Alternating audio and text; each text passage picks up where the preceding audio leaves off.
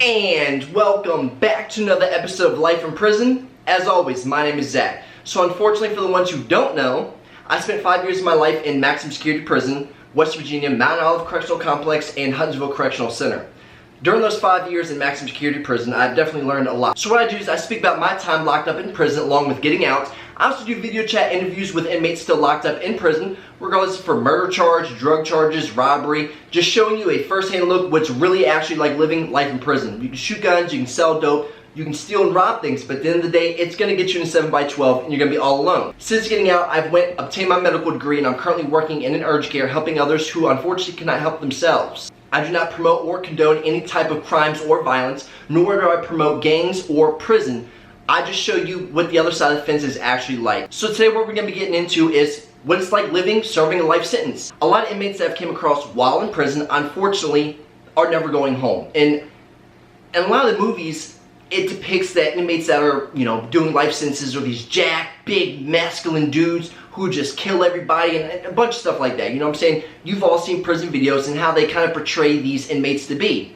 Now sometimes, yes, these inmates act exactly like that, but a lot of times you really don't know who has a life sentence. The only way you're going to be able to find out is if you actually talk to them. And honestly, nowadays, the life sentence population is getting a lot younger than what it used to be. Now, I'm not saying that back then there weren't, younger dudes getting life sentences, but a majority of the dudes that's locked up in prison that I was up with in a maximum security prison, they're a lot younger dudes, 18, 19, 20, 21 years old, and there's a rack of them. As I said, influence is one of the bigger things that unfortunately has an impact on society. So when you got these young kids that's listening to this rap music and all this music and watching TV and social media, all they talk about is shooting guns, carrying guns, breaking into cars, breaking into houses, beanies, stealing dudes' girls, selling dope. That's all they ever promote. So when you have a younger generation population that's kind of easily influenced, you're gonna have a lot of dudes that's running around here with guns, and that's normally what a lot of the thing is. It's these dudes catching murder charges and they're getting life sentences. Now, I've never seen anybody serving a life sentence in state prison for dope. Most of the time, if you're doing numbers like that, you're going to the feds. So don't get me wrong, there's a lot of dudes in there with big dope charges, but most times the feds come pick them dudes up. Now, being in jail, you sometimes come across these dudes that are fighting a murder charge, right? It's not until you get to prison that you really understand how many people's really in there for life. Now, it's kind of hard because, the thing is, you never want to go up to random people and ask them, hey, what are you in here for, right? But once you get to prison, you start, connecting with people and you start meeting new people and you just start talking to people, right? It kind of blew my mind when I would walk around the compound and, just open up conversation with individuals, you know what I'm saying? Shit, you're going to be there a while anyway, so might as well talk to people, right? And it's kind of sad, to be honest with you, because I found out that a lot of these dudes, a lot of these younger dudes, right, they're never going home. And their demeanor is, don't get me wrong, whenever someone first comes out to prison starting their life sentence, they're mad. You know what I'm saying? They're hurt, they're mad, they're angry. They have a lot of emotion going through because they just got from the regional, now they're in prison. This is where they're going to die. They understand the moment they walk into those doors, they're going to die in those doors. Unless it's either they're in prison or in a hospital. Other than that, they're never going anywhere. So talking to these guys, and it's sad, to be honest with you, because a lot of these dudes, they laugh, they joke, they goof around, but in the back of their head and back of my head, I also know, man, this dude's never getting out. They're there for a reason, right? At the end of the day, the crime that you committed, the charge that you end up catching, you need to take that on the chin. If you do not want to spend the rest of your life in prison, then stay away from individuals that could possibly get you locked up, or staying away from the crowd who influence you to do dumb things to get locked up. When I got out of prison, I had to honestly completely change up my circle. They're still in that trade. They've gone nowhere. They've gained no monetary aspect from it. So you're telling me for the 5 years that I was gone, you've been out here the whole time selling dope, you don't have $20,000 in your pocket.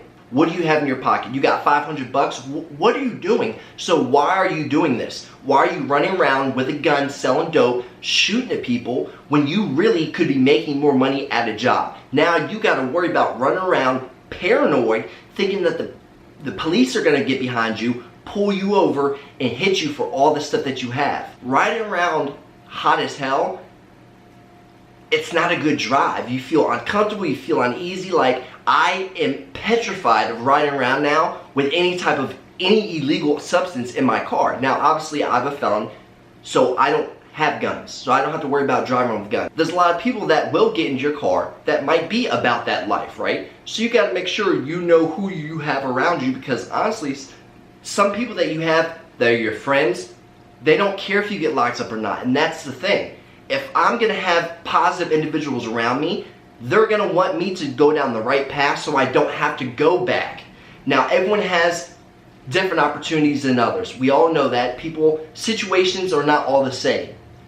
The only way you're going to be able to keep yourself out of prison is by keeping the people around you that have nothing to do, no ties with that at all. Speaking with a lot of these young cats that's in prison, for instance, my homeboy Callie that I do video chat interviews with, he's from San Diego, California, but he's serving a life with possibility parole sentence here in West Virginia up at Mount Olive. So what that means is, here in West Virginia, life sentence is considered 15 years. Other states it's considered 20 years.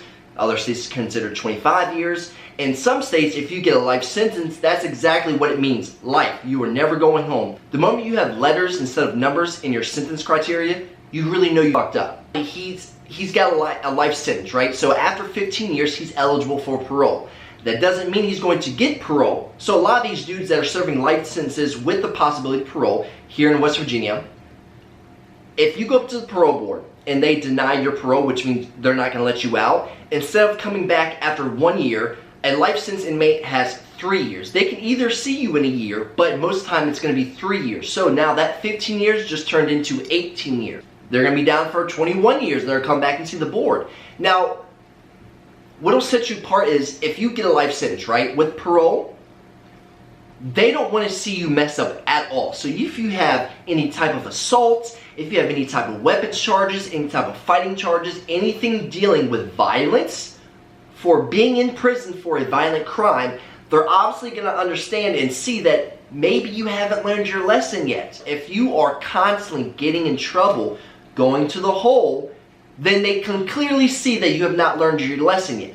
Now, being up there with Callie on the yard with him, I understand it happening, especially when you're part of a gang organization. He's part of the Crips, right? He's a West Coast Crip. So we all know West Coast politics is completely different than East Coast politics. So with him being a West Coast Crip, but being under West Virginia East Coast politics, things are obviously different. Now, there's always going to be a power struggle, but when you've got dudes who are part of a gang, anything, right, that are all serving life sentences, they don't care if you get in trouble or not. You know why? Because they're not going home anyways. I've seen a lot of dudes that are serving life sentences that are not getting out, make people go and do things to get them more time so that they stay there longer with them.